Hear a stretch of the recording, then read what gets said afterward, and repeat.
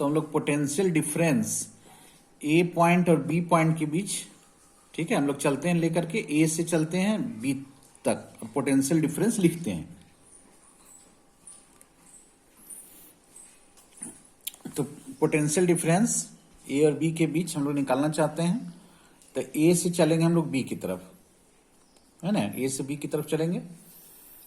तो चलो भी ए, ठीक है, यहां का पोटेंशियल, इस पॉइंट का पोटेंशियल है भी ए, ठीक है। हम लोग आगे बढ़े, तो आगे बढ़े तो सेल मिला, सेल का पॉजिटिव पहले मिला तब नेगेटिव मिला, तो पॉजिटिव से नेगेटिव गए, किरचॉफ्स का सेकेंड लॉ KVL याद करो, उसमें बताए थे कि बैटरी जब हम प्लस से माइनस की तरफ जाएंगे, हाई से लो की तरफ जाएंगे, तो EMF को माइनस में लिखना है, तो VA माइनस E1, ठीक है। अच्छा, इसमें करंट का दिशा क्या होगा, तो चूंकि करंट इस डायरेक्शन से निकलेगा, ये सर्किट से करंट निकलेगा और ये करंट घूम करके फिर जो है, ये करंट घूम करके वापस आएगा, है ना। आई करंट यहां से, ये दोनों सेल जो है किसी सर्किट को करंट देगा, है ना, ऊपर एक सर्किट होगा उसको करंट देगा, और ये करंट जो है सो आई है, और ये आई करंट इधर जाएगा फिर वापस आ जाएगा आई करंट, है ना। तो अब हम लोग चलते हैं, बैटरी तो हो गया, सेल हो गया, इसका EMF माइनस में लिखे, माइनस E1, मतलब ये से शुरू किए थे VA माइनस E1, ठीक है। आगे बढ़ो, रेजिस्टेंस मिला, रेजिस्टेंस में करंट क्या है, आई करंट है, और करंट आई है, रेजिस्टेंस R1 है, पोटेंशियल डिफरेंस क्या हो जाएगा, आई R1 हो जाएगा, लेकिन माइनस में होगा, ये प्लस में होगा। क्यों प्लस में होगा, क्योंकि हम लोग जा रहे हैं इधर और करंट आ रहा है उल्टा। किरचॉफ्स लॉ याद करो कि हम लोग जा रहे हैं इधर, राइट साइड में जा रहे हैं, पाथ मेरा राइट साइड है और करंट आ रहा है लेफ्ट साइड में, तो प्लस में होता था, तो आई R1। फिर सेल मिला, तो सेल का प्लस पहले मिला, माइनस बाद में मिला, है ना, तो सेल का प्लस पहले बाद में माइनस, तो क्या हो जाएगा माइनस E2, ठीक है। और फिर क्या होगा, plus I R2, I current आ रहा है इधर से, आई करंट आ रहा है और हम लोग जा रहे हैं उधर, तो आई R2 हो जाएगा, बराबर कितना हो जाएगा, बराबर हो जाएगा VB, है ना। यहां से चले थे और यहां पहुंच गए, ठीक है। बराबर जीरो यहां नहीं होता, जीरो किस में होता था, जीरो होता था किरचॉफ्स के सेकेंड लॉ में, पूरा जब क्लोज लूप रहता था तब पोटेंशियल डिफरेंस जीरो होता था, है ना। हम ये से शुरू किए हैं, ए का पोटेंशियल VA है, ए पॉइंट का, और जैसे जैसे पोटेंशियल कभी घटा कभी बढ़ा, फाइनल में हम VB पर पहुंचे तो VB लिख दिए इसको, है ना। तो फिर यहां से VA माइनस VB बराबर E1 plus E2 minus IR1 minus IR2, ठीक है। ये कैसे हो गया, VA है, ये VB इधर है, VB इधर चलाया, E1 माइनस में था, E1 उधर जाके प्लस में हो गया, E2 भी प्लस में हो गया, ये प्लस IR1 था, उधर जाके माइनस हो गया, ये भी माइनस हो गया। अच्छा, VA माइनस VB को हम लोग V बोलेंगे, है ना, V बोलेंगे, तो V बराबर हो जाएगा E1 plus E2, E1 plus E2 minus I common लेते हैं, R1 plus R2 plus R2, ठीक है। ये इक्वेशन नंबर 1 हो गया। और हम लोग जो है, हम लोग जानते हैं कि वी नो दैट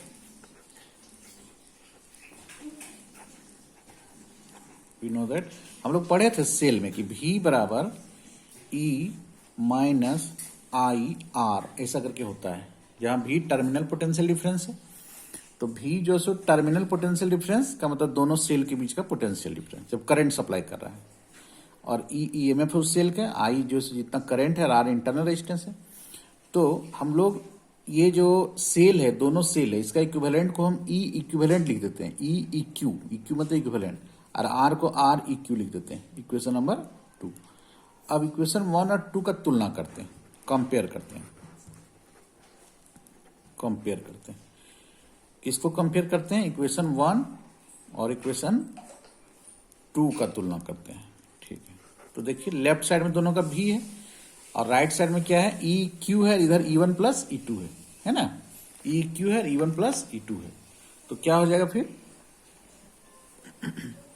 EQ बराबर हो जाएगा E1 प्लस E2 और R इक्विवेलेंट इक्वल टू हो जाएगा R1 प्लस R2।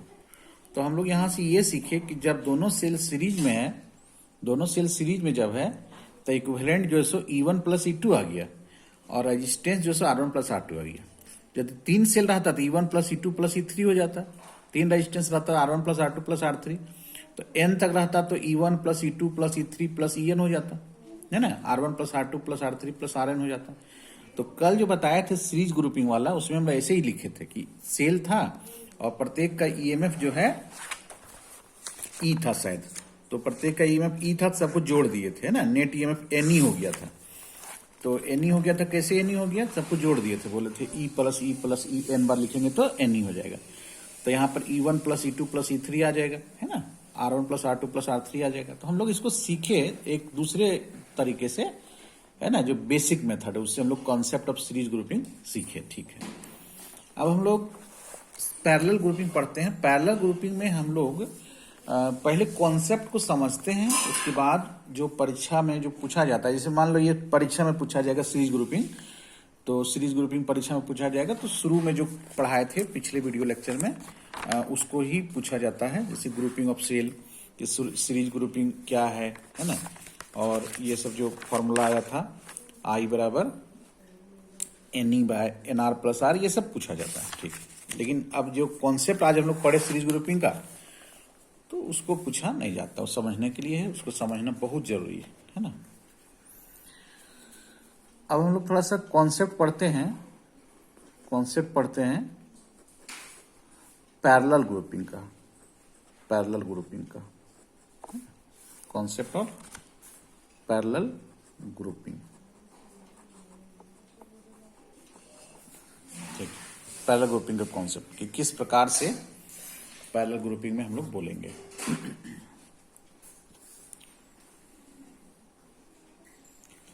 तो जैसे सेल है, मान लो ये सेल है, E1 ईएमएफ है इसका इंटरनल रेजिस्टेंस R है, दूसरा सेल है E2, इसका इंटरनल रेजिस्टेंस R है। ठीक है, और ये दोनों सेल पैरेलल में जुड़ा हुआ है। पैरेलल में जुड़ने का मतलब कि दोनों का जो पॉजिटिव जो है, ये पॉजिटिव वो एक पॉइंट से जुड़ा हुआ है और दोनों का नेगेटिव जो है वो एक दूसरे पॉइंट से जुड़ा हुआ है। ठीक है, इस तरह से जुड़ा हुआ है। ठीक है, अच्छा, सीरीज में थोड़ा सा हम लोग पहले पढ़ लेते हैं, उसके बाद इसको आगे बढ़ते हैं सीरीज में। हाँ, देखिए यहाँ पर जैसे था E इक्विवेलेंट बराबर E1 प्लस E2, यहाँ पर कनेक्शन कैसा है, देखिए कनेक्शन कैसा है, यहाँ पर कनेक्शन कैसा है, इसका नेगेटिव, पहला सेल का नेगेटिव छोटा वाला दूसरे के पॉजिटिव से जुड़ा हुआ है ना, तब ऐसा आया। लेकिन यदि ऐसा नहीं रहता, इसका जो है नेगेटिव, ठीक है, उसके नेगेटिव से जुड़ा रहता, तो वैसा स्थिति में हम लोग का जो रिजल्ट आता है, इसी तरह से हम लोग आगे बढ़ते हैं। जैसे माइनस E1 है, यहाँ प्लस E2 हो जाता, तो प्लस E2 हो जाता, तो यहाँ माइनस E2 हो जाता, लास्ट में आ जाता E1 माइनस E2। और रेजिस्टेंस में कोई प्रभाव नहीं पड़ेगा, IR1 यहाँ लिखते, यहाँ भी IR2 लिखते, प्लस में ही दोनों, क्योंकि डायरेक्शन इधर है, हम लोग जा रहे हैं इधर, तो इसमें कोई फर्क नहीं पड़ेगा। ईएमएफ में फर्क पड़ जाएगा, E1 माइनस E2 हो जाएगा। कब? जब ईएमएफ मेरा ये जो सेल जो है सो उल्टा जुड़ा हुआ है। उल्टा का मतलब क्या होता है, रॉन्ग में जुड़ा हुआ है। रॉन्ग का मतलब क्या हुआ कि नेगेटिव से नेगेटिव जुड़ा हुआ है। सेल जब नेगेटिव से जनरली पॉजिटिव जोड़ते हैं, है ना, इसका नेगेटिव, फर्स्ट का नेगेटिव दूसरे के पॉजिटिव से जोड़ रहे हैं, लेकिन उल्टा यदि जुड़ा हुआ है, नेगेटिव नेगेटिव से जुड़ा हुआ है इस तरह से, तो ऐसे स्थिति में यहाँ जो इक्विवेलेंट आ जाएगा, मेरा इक्विवेलेंट ईएमएफ जो आ जाएगा सो E1 माइनस E2 हो जाएगा। रेजिस्टेंस वही रहेगा R1 प्लस R2, है ना। यहां लिख देते हैं कि यदि सेल जो है रॉन्गली यदि कनेक्ट होगा, if the cell are connected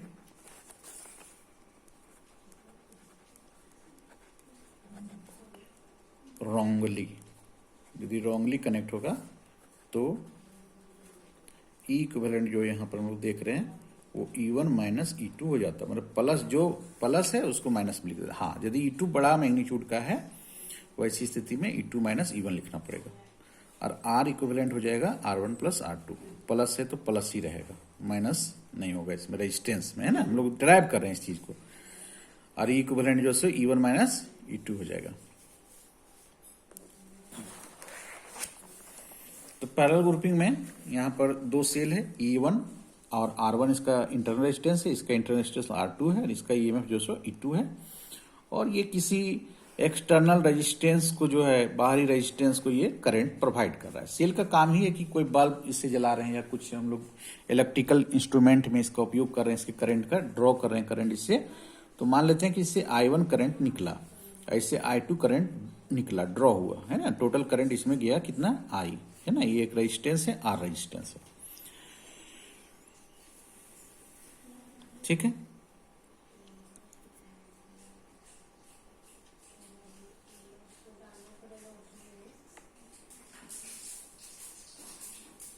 तो ये सेल मान लेते हैं कि पॉइंट ए और पॉइंट बी के बीच में जुड़ा हुआ है। तो ये भी तो सेल पॉइंट ए और पॉइंट बी के बीच में जुड़ा हुआ है। तो बोलेंगे दोनों पैरेलल में है, पैरेलल में पोटेंशियल डिफरेंस सेम होता है, ठीक है। तो ये सेल का टर्मिनल पोटेंशियल डिफरेंस हम लोग लिखेंगे। ये सेल से करंट निकल रहा है, तो टर्मिनल पोटेंशियल डिफरेंस उसका क्या हो जाएगा, V1 बराबर हो जाएगा, ये V1 बराबर क्या हो जाएगा, तो हो जाएगा E1 माइनस I1 R1, है ना। तो V1 नहीं लिखेंगे, उसको V ही लिखेंगे, क्योंकि पोटेंशियल डिफरेंस V है पहला बार में, दूसरा बार में इसका भी V मान लेंगे क्योंकि A और B के बीच में जुड़ा हुआ है। तो V बराबर E1 माइनस I1 R1।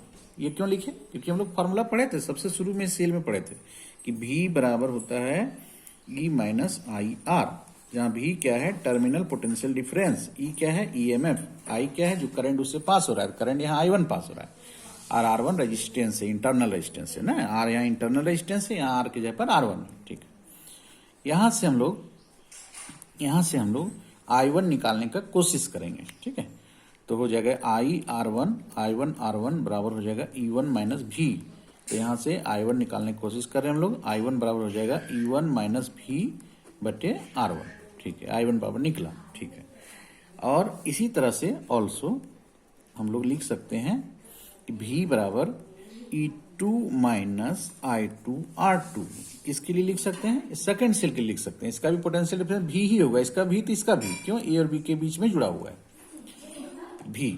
तो यहां से अब हम क्या करते हैं, यहां से I2 निकालने की कोशिश करते हैं इससे। तो I2 बराबर इसी तरह पे E2 minus V by R2 हो जाएगा। तो I2 R2 बराबर E2 माइनस V हो जाएगा। तो यहां से I2 बराबर निकालेंगे E2 minus V divided by R2, ठीक है।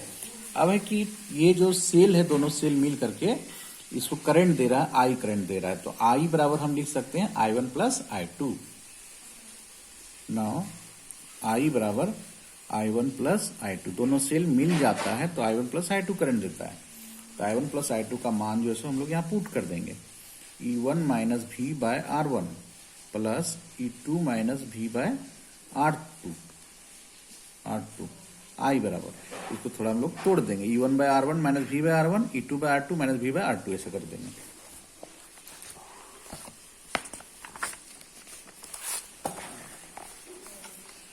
तो I बराबर हो जाएगा E1 by R1 minus V by R1, है ना। E1 by R1 minus V by R1 plus E2 by R2 minus V by R2, ऐसा लिख सकते हैं, ठीक है। I बराबर ऐसा लिख सकते हैं। यहां से हम लोग E1 बाय R1, ठीक है, और प्लस E2 बाय R2 करते हैं, ये एक जगह कर दिए। यहाँ भी कॉमन ले लेते हैं, 1 by R1 plus 1 by R2 कर देते हैं, ठीक है। I बराबर ऐसा हो गया, ठीक है।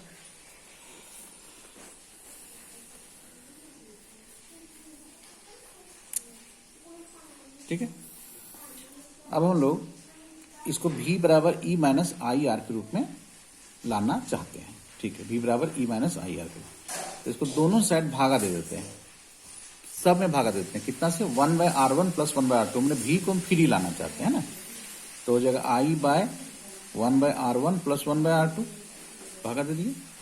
फिर हो जाएगा यहाँ E1 by R1 plus E2 by R2 divided by 1 by R1 plus 1 by R2, ठीक है।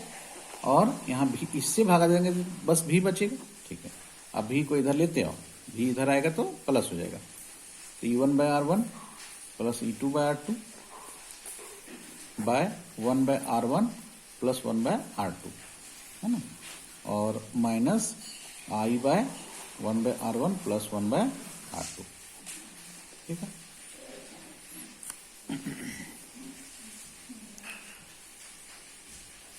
एक क्वेश्चन नंबर मान लीजिए कि 1 2 उधर दिए थे क्या, 1 2 उधर था नहीं, कुछ नहीं था उधर, तो इसको हम लोग 1 मान लेते हैं, ठीक है ना। उधर 1 2 लेकिन देना चाहिए था, 1 2 इधर दे देते हैं। ये इक्वेशन I1 I2 नहीं 1 2 देने की जरूरत नहीं, ठीक, इसी को हम लोग 1 देते हैं, हो गया। अब हम लोग जानते हैं जानते हैं कि V बराबर E माइनस आई आर होता है, ठीक है। अब E के जगह पर E इक्विवेलेंट और R के जगह पर R इक्विवेलेंट लिख देते हैं। इक्विवेलेंट का मतलब दो रेजिस्टेंस यहाँ था इंटरनल, उसका इक्विवेलेंट RQ है, और दो EMF था E1 E2, उसका इक्विवेलेंट EQ है, ठीक है। अब तुलना करते हैं दोनों इक्वेशन का, इक्वेशन 1 और इक्वेशन 2 की तुलना करते हैं। तो तुलना जब करेंगे तो हम लोग को क्या मिलेगा, हम लोग को मिलेगा E इक्विवेलेंट बराबर इतना सारा चीज मिला, ठीक है, और R इक्विवेलेंट बराबर ये मिला। R इक्विवेलेंट बराबर क्या मिला, 1 इतना मिला, क्योंकि I के साथ R इक्विवेलेंट है, I के साथ यहाँ गुना में क्या, I के साथ गुना में 1 इतना, है ना। तो इक्वेटिंग करते हैं हम लोग, इक्वेशंस 1 और 2 दोनों को इक्वेट करते हैं, तो हो जाएगा E इक्विवेलेंट बराबर हो जाएगा E1/R1 plus E2/R2 divided by 1/R1 plus 1/R2, ठीक है। इक्विवेलेंट इस तरह से आया, और R इक्विवेलेंट आएगा इस तरह से, R इक्विवेलेंट आएगा 1/R1 प्लस 1/R2, है ना। तो इसको हम लोग ऐसे लिख सकते हैं, यदि हम इसको यहाँ ले जाते हैं 1/R1 प्लस 1/R2, तो 1/R इक्विवेलेंट आ जाएगा, 1/R इक्विवेलेंट आ जाएगा, इससे होगा ना। ये वाला नीचे चला, ये इधर चलाया, तो ये जो 1/R इक्विवेलेंट जो होता था 1/RP बराबर 1/R1 प्लस 1/R2 होता था, पैरेलल वाला आध होगा ये फॉर्मूला, है ना। अच्छा, यहाँ पर इसको हम लोग थोड़ा और सॉल्व कर सकते हैं, लेकिन थोड़ा इसको पहले समझ लेते हैं। जैसे दो सेल है तो E1/R1 प्लस E2/R2 आ गया, और 1/R1 प्लस 1/R2 आ गया इक्विवेलेंट वाले में, EMF वाले में। 3 सेल रहता तो E1/R1 plus E2/R2 plus E3/R3 plus E4/R4, यहाँ पर हो जाता 1/R1 plus 1/R2 plus 1/R3 plus 1/R4, ऐसे हो जाता है ना। अभी 2 के लिए हम लोग पढ़ रहे हैं, एनसीईआरटी में 2 के लिए पढ़ना है, लेकिन पूछा जाता है N वाला, तो N वाले केस में हम लोग क्या करेंगे, इसी को आधार बना के हम लोग आगे बढ़ेंगे। तो इसको हम लोग और थोड़ा सॉल्व कर लेते हैं, ठीक है। ये बात समझ में आया कि यदि N रेजिस्टेंस रहेगा, N सेल्स रहेगा, तो इसमें इसी तरह से आगे बढ़ना है। सॉल्व करने के बाद थोड़ा सा आसान जरूर होगा, 2 सेल के लिए आसान हो जाएगा, लेकिन सभी सेल के बारे में इससे समझ में नहीं आएगा फिर सॉल्व करने से, है ना। ये कट जाएगा ना, एलसीएम लेके काट दिए, तो E इक्विवेलेंट फाइनली कितना आ गया E1/R1, है ना। E1/R1 कैसे आएगा, E1/R2 प्लस E2/R1, तो E1/R2 plus E2/R1 divided by R1 plus R2, तो E इक्विवेलेंट इतना आ गया 2 सेल का, है ना, 2 सेल का इक्विवेलेंट आ गया। और R इक्विवेलेंट इतना आया, सॉल्व करने पे इतना आया। यहाँ से R इक्विवेलेंट निकालना चाहेंगे यदि इसको सॉल्व करके, तो R इक्विवेलेंट हम लोग सॉल्व किए हुए पहले से जानते हैं कि R1/R2/R1 प्लस R2 आना चाहिए, इससे और क्या, जो पैरेलल में होता है फॉर्मूला। तो इस तरह से R इक्विवेलेंट इतना आया, 2 सेल का अभी हम चर्चा कर रहे हैं। अब हम लोग अगले वीडियो में देखते हैं कि यदि 3 सेल रहेगा, ज्यादा सेल रहेगा, तो जो परीक्षा में जो पूछा जाता है उसको हम लोग कैसे सॉल्व करेंगे।